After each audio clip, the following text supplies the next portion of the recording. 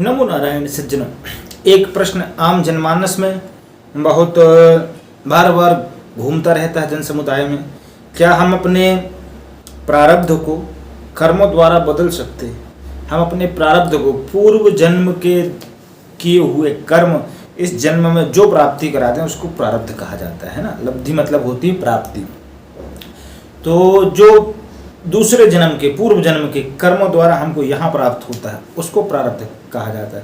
तो क्या इस जन्म में हम कर्म करके उसको बदल सकते हैं? ये प्रश्न आम जनमानस में अधिकांश रहता है। इस विषय पर चर्चा है। चैनल पर नए हैं तो चैनल को सब्सक्राइब कर लें। इस वीडियो को अधिक से अधिक शेयर करें। प्रयास करें कि रुक करके कुछ क्षण वीडियो अवश्य देखें। आइए इस विषय में चर्चा करते हैं। सज्जनों, सबसे पहले तो मैं ये व्यक्तिगत मानता हूँ कि हमको प्रारब्ध को बदलने में ध्यान देना ही नहीं है। यदि इस फॉर्मेट में हम उलझे तो हम कर्मच्युत हो जाएंगे। कर्म से माने गिर जाएंगे। कर्म हम कभी अच्छे लगेंगे हमको, कभी बुरे लगेंगे। कभी भगवान की पूजा बहुत अच्छी लगेगी, कभी भगवान की पूजा भी बहुत बुरी लगेगी। क्योंकि यदि हम इसी परिस्थिति में उलझे रहे तो ये तो संभव है कि प्रारब्ध हम वर्तमान में काट नहीं सकते। क्योंकि एक तो वैसे निर्मल कर्म भी नहीं है, निर्मल बुद्धि भी नहीं है कि हम इतने निर्मलता से ईश्वर से जुड़ जाएं। ठीक है ना। जाके हृदय दम्भ नहीं माया, ताके हृदय वसहु रघुराया। दम्भ माया मोह छल कपट से ईश्वर के निकट पहुंच जाओ। प्रारब्ध ऑटोमेटिक किनारे हट जाएंगे।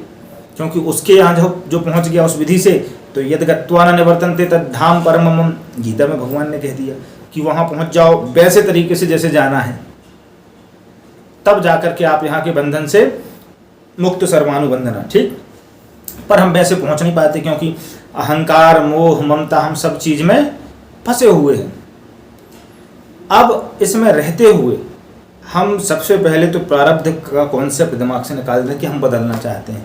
हम वर्तमान को जिएं, वर्तमान को भी ऐसे जिएं कि काम करते चलो नाम जपते चलो। हम जैसे भी जिएं पर हमारा जीना ईश्वर को समर्पित हो, हमारे कर्म ईश्वर को समर्पित हो। हम सारी चीज़ें दिमाग से निकाल दें। कोई स्पेशल चीज़, कोई विशेषण चीज़ हम दिमाग से निकाल दें। इसके भी नुकसान है। नुकसान ये है कि दिमाग आपका सबसे ज़्यादा उसी में चला जाएगा। जैसे उदाहरण के तौर पे आप कोई कामना लेकर के बैठोगे भगवान के पास, भगवान कम याद आएंगे, कामना ज़्यादा याद आएगी। हाँ, भगवान कम याद आएंगे पर वो कामना ज़्यादा हावी हो जाएगी क्योंकि यहाँ की पंचात्मक विषय है। हालांकि प्रारब्ध को कर्म द्वारा बदला जा सकता है और भगवान ने भी कहा है कि तू कर्म ना करने की अपेक्षा कर्म करना तेरे लिए ज़्यादा हितकर होगा, ज़्यादा रुचिकर होगा तेरे लिए। भगवान श्री कृष्ण ने अर्जुन से कहा। गीता के श्लोक सामने लिखा, नियतम कुरु कर्म त्वं कर्म ज्यायो ह्यकर्मणा। कर्म करने ना करने की अपेक्षा कर्म करना ज़्यादा बेहतर होता है। और ये भी कह दिया कि सर्व धर्मान परित्यज्य सर्व कर्मान परित्यज्य मामेकं शरणं व्रज अहम त्वं सर्व पापेभ्यो मोक्षयिष्यामि मां शुचा। फिर अंत में ऐसी यदि करना हो तो सबको छोड़ के मेरे पास आ जा, मैं तेरे को वैसे ही मुक्त कर दूंगा। वो भी हम कर नहीं सकते। ठीक है ना, क्योंकि है बड़ा कठिन। जब हम वो नहीं कर सकते तो हम इन चीज़ों से बचें। और जब हम एक विधिवत कर्म कर लें, एक से जुड़ जाएं, राम सब कुछ है, सर्वस्व, हमारा राम उद्धार कर देंगे। हमारा जो कर्म है सब राम के लिए। ठीक, जब हम इस फॉर्मेट से जुड़ेंगे तब हम पूर्व के प्रारब्ध को कुछ हद तक बदलने की श्रेणी में आ पाएंगे। अन्यथा लाभ हानि जीवन मरण यश अपजस विधि हाथ, ये 6 चीज़ें तो वैसे ही विधि हाथ में विधि लिखित हैं।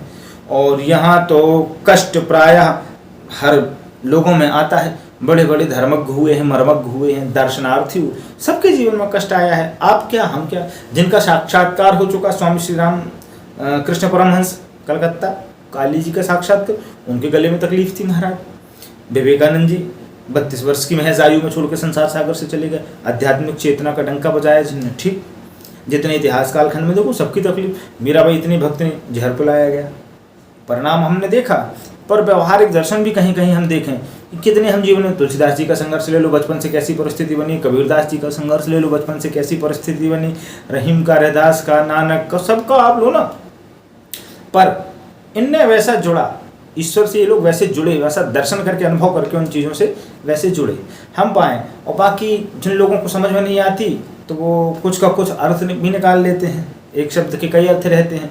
अब जिसको समझना ही नहीं है कि कुछ चीज़ होती हैं, दुर्योधन के सामने भी श्री कृष्ण खड़े हैं और अर्जुन के सामने भी श्री कृष्ण खड़े हैं। अर्जुन एक पलक झपकते मान गया कि ये ब्रह्म है। दुर्योधन मानने को तैयार नहीं था ये ब्रह्म है। परिणाम स्वरूप भी आप देख लें, परिणाम क्या मिला।